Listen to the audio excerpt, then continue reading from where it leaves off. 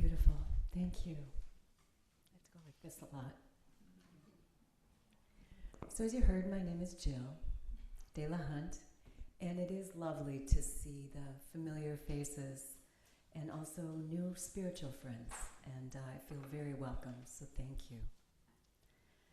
In person, and I hope I'm looking the right, am I looking the right direction for those folks to see properly? Yeah, because I always want, you kind of just naturally, right? You want to go like that. But I want to put I have to look up at the clock. Hello. Oh, there's the camera's up there. Okay, great. Hi, everyone. Those of you in the Celestial Chapel, greetings, and we fully include you. So thank you for being here also. In my Zen lineage, we start any talk with gratitudes for the many hands I'll offer, contributed to putting together the service this morning, running tech, making music magic, your patient guidance with me, Bill, really, and just kind of like your chill energy running through everything. The person who cleaned the bathroom and dusted the chapel, put the flowers, the coffee, the treats, and our greeters and our young ones. Thank you especially for our little ones here today, and our not so little ones, but here for Mom. That's awesome.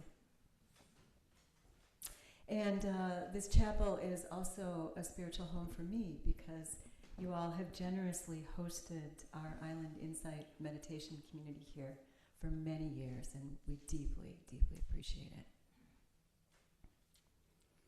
Such a beautiful spring morning, yeah? Yeah. I'm Irish, and I'm from the States, but the family still very deeply identifies as Irish, and my mother often uses that phrase that the Irish use about "'tis a soft day" when it rains, like it's been raining, right? "'Tis a soft day."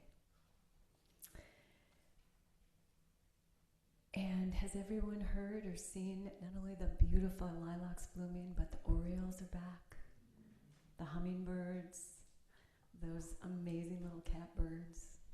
Everybody is back and gathering. The visitors, we 100% welcome all the time. They don't take up a lot of space either. I would like to offer us a short, just grounding meditation, and I was going to do something else, but would you like to feel what that song feels like when it's so those are the words of the Venerable Thich Nhat Hanh, just beloved teacher, activist, what we call a bodhisattva. And he died several years ago, well into his 90s. And he wrote a lot of books. He also was a young man a young monk during the Vietnam War. And so they had a school that they ran for children and then cared for people in the community, regardless of where someone was in their politics or where they were in whatever actions they did or felt required to do. And that made them very dangerous to everyone, completely embodying peace. And these words come from that. So I thought maybe I would just, and if this doesn't feel right for you, that is absolutely fine. But invite those who feel comfortable doing so to just allow yourself to settle in your chair. You don't have to do anything special or fancy. If your body allows it, both feet on the floor, but otherwise, whatever actually fits best and supports you in supporting yourself. And then just notice where those points of contact may be in your body with the chair. It might be you feel a little pressure, sometimes a little tightness. Oh, I'm not talking loud enough? Yeah, for some reason in the chapel it's great, but the people on Zoom, for some reason. Oh, that's really good for me to know, because I have a very soft voice. So from back there, just go like this. And if you are already starting to move into a little bit of ease, that's how life is. That's what meditation practice really is. We're switching all the time between settling and then something sort of wakes us up, settle again. And so just return to whatever that sense of your body connecting with the chair, maybe your feet on the floor if they're there, and allowing your breathing to simply rest in your own body. We often say, body breathes breath, as breath breathes body. And with those feet on the floor or wherever they may be, you may have your eyes open or closed, whatever's comfortable. See if you can connect with earth underneath, just below the chapel. And if you have any places that feel uncomfortable or at all tight,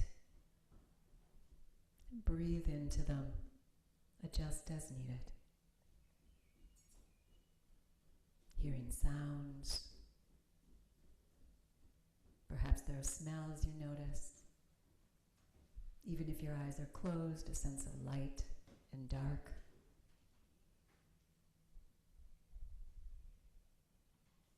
And as you begin to focus on your breath, notice if there's a place that's easier to sense the breath.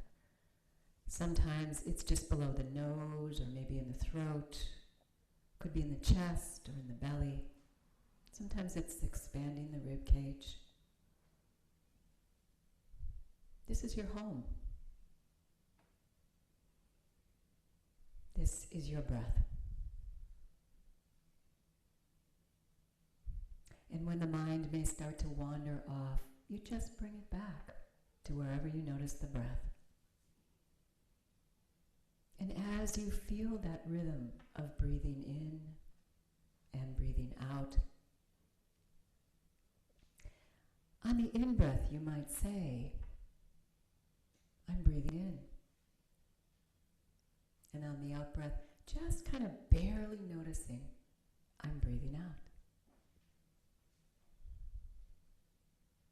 Breathing in, breathing out. And if it feels right, you might say to yourself, just very lightly, peace on your in-breath, love on the out-breath.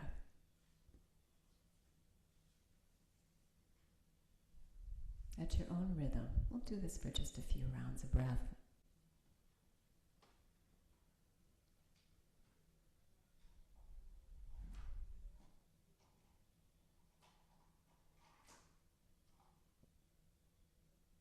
And then in our lineage, we always make a dedication of merit. So may the breath of peace we breathe in extend to all beings, everywhere, as love on the breath out. And when you're ready, you can raise your eyes or open them. Just look around. Feel your body in the chair. And here we are. Look at your fellow passengers here on this spring morning. Thank you.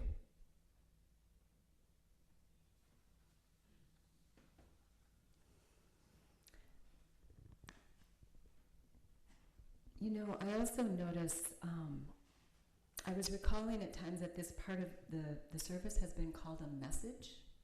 Yeah, sometimes instead of sermon, which lands more easily with me anyway. But also, it's kind of like a brief note. It feels like a thank you. Don't forget, hey, bring your lunch. Thinking of you, an exchange. Because really the message is this entire service. And the beautiful music, the words, the fellowship, right here. This moment. We are the message. As Bill was helping me with the order of service selections and guiding me, once again, thank you. He reminded me of the Soul Matters monthly themes that you all use, which are just beautiful. I've read as much as was freely accessible. And February was paying attention. March. April was embracing possibility, and here we are in awakening curiosity. And really, I could sit down right now. If we embody these three and really bring them into action in our daily lives, in our community and beyond, this will be good medicine. This will be good medicine for ourselves and for everyone. But here we are. So I'll offer a bit more to investigate together. And I'm going to keep this little sticky note right here for me. Am I doing okay so far? So far. What, you think so? Okay. All right, and if you see them complaining, then just get me to bump up. So awakening curiosity is actually a very familiar path for Buddhist practitioners. And I might flip it around to say curiosity awakens. Curiosity is an aspect of what we often call awakening as a verb, because it's not static, but is often sort of more colloquially referred to, if you've heard to it all, as enlightenment. Which sounds a little static, right? When you say, oh, I've hit enlightenment. Great. What now? Which actually is a real question, but really, these are just words, of course. But essentially, when we're fully awakened, we can see clearly. We see clearly things just as they are, not whether we like them, not whether we dislike them, as they really are. But most of us never truly experience things as they really are. When we are in that place, we realize our interconnectedness. What Thich Nhat Hanh, the teacher whose words became the basis of that song, who was a beloved Zen teacher, said, and called interbeing. No separation. It doesn't mean that I'm not this person right here and you're not that person right there, but ultimately that we are completely interdependent with everything. And that's a wonderful idea, and we all sense it at times. We also recognize that nothing stays the same.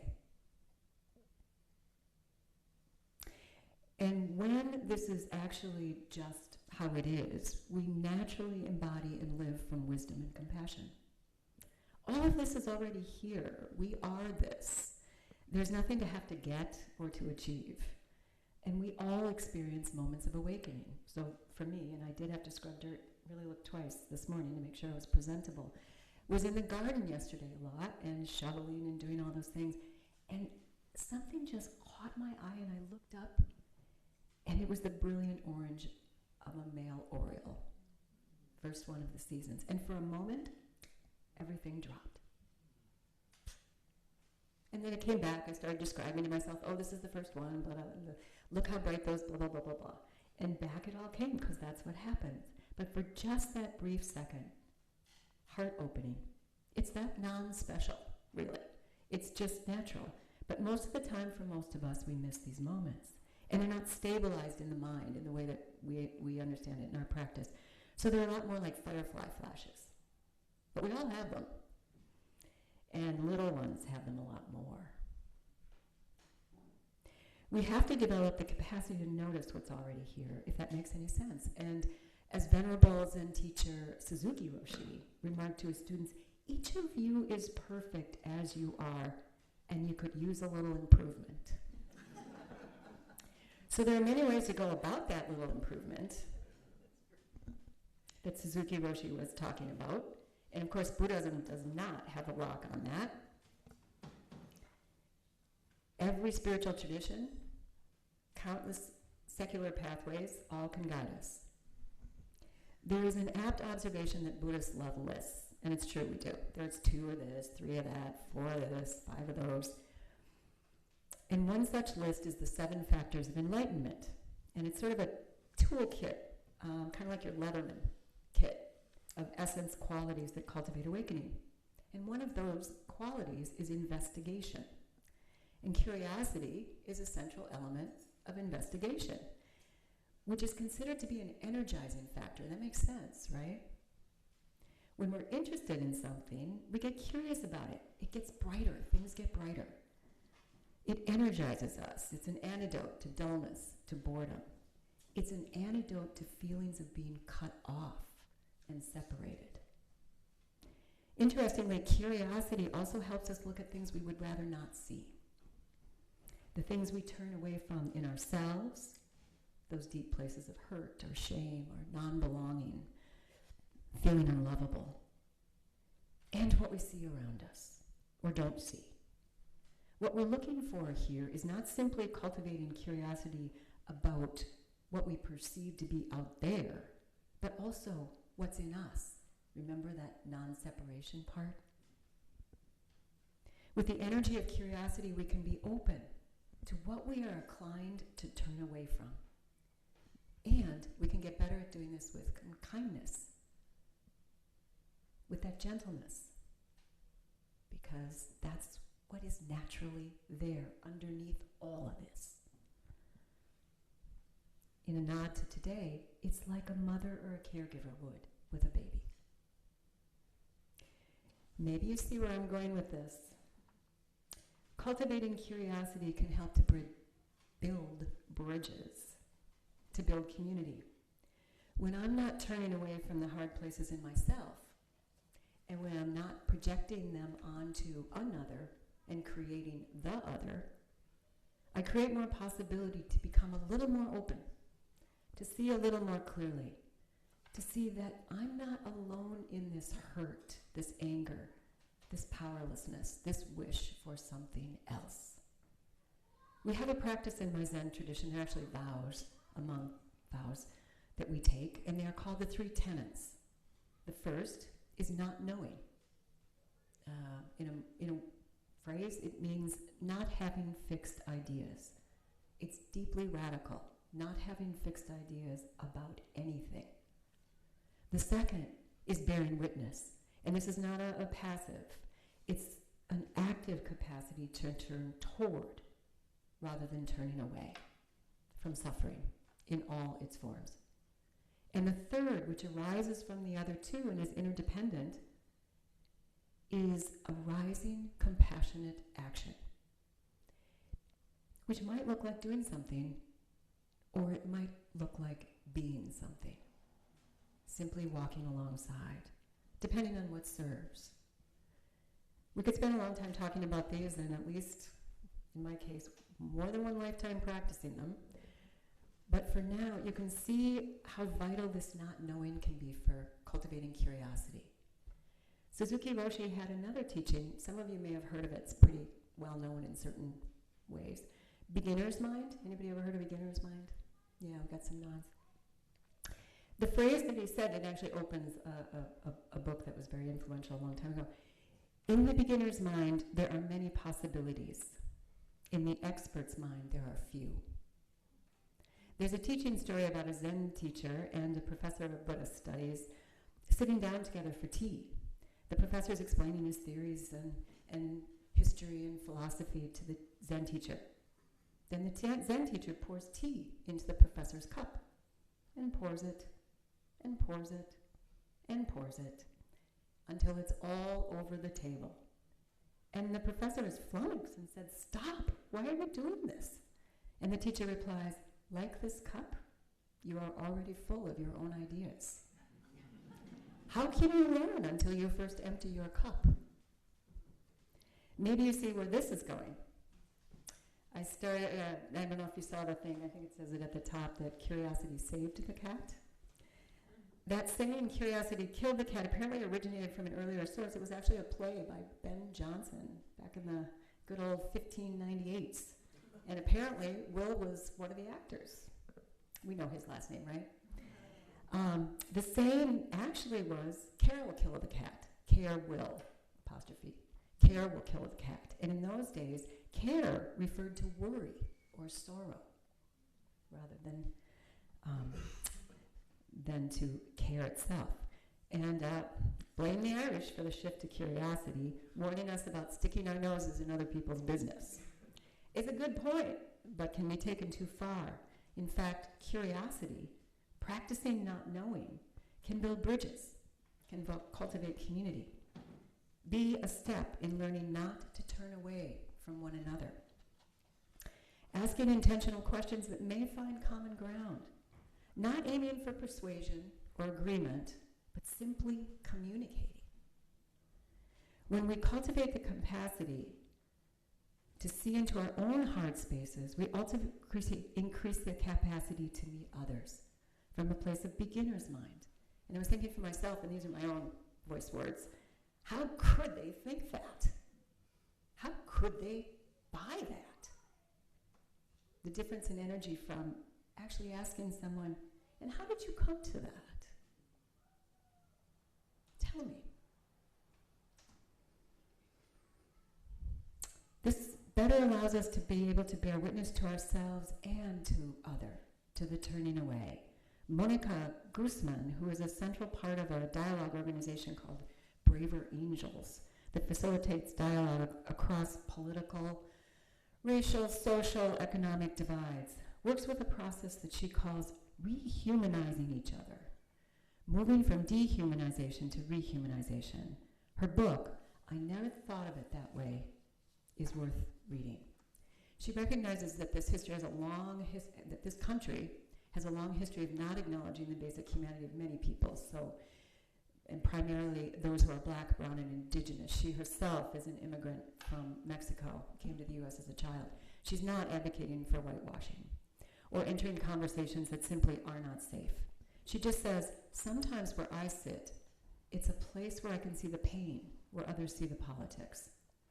And as I've been considering all this, I've been seeing my own resistance, how much I no longer believe some are reachable. And from my place of relative privilege in this society as an educated, straight, white woman, I realize I have a lot of work to do, more teacups to empty. In my tradition, we have another teaching, continuous practice, continuous mistake, continuous practice. Finally, I'd like to share one experience of curiosity that certainly did open my mind, the origins of Mother's Day.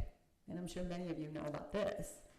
The poem that was our reading earlier was just intended to recognize that there's a complexity to Mother's Day for many people, and there can be sorrow, it can raise complicated feelings, grief. But in preparing for our time, I learned about your own UU abolitionist who had her, back in the day, also time and place constraints, Julia Ward Howe, the Mother's Day of Peace, and Anna Jarvis's Mother's Work Day, both in the idea of Mother's Day as a day for women's voices to be heard in power and nonviolent protest. So I will end with a reading of her 1870 Mother's Day Peace Proclamation. But before, as we watch the Voting Rights Act be deliberately dismantled and states scrambling to gerrymander their way back to Jim Crow, let us name and honor the mothers of the movement. Let us aim and honor and the countless unnamed mothers who are having to make the decision each day about whether it's even safe to send their children to school. For those of us who love what this holiday means, let us be glad. For those who are simply sad on this day, let us be tender-hearted. And let us honor the true meaning of Mother's Day as a day to arise and disarm and to work for peace, for justice, for equity, and for dignity. So is it too late for me to read it? Okay, that's okay? I just don't want to overdo my time here. So 1870. Arise, all women who have hearts, whether your baptism be that of water or tears.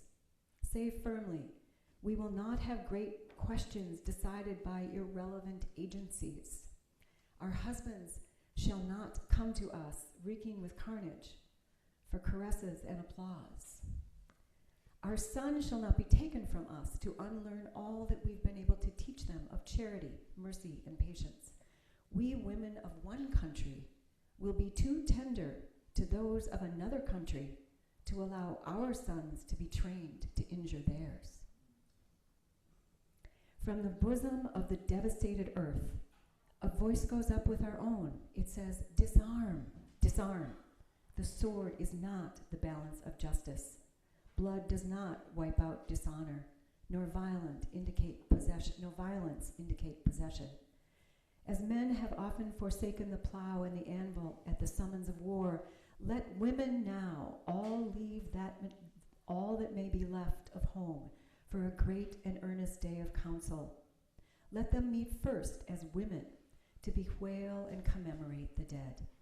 Let them then solemnly take counsel with each other as to the means whereby the great human family can live in peace, each learning after his own time the sacred impress not of Caesar, but of God.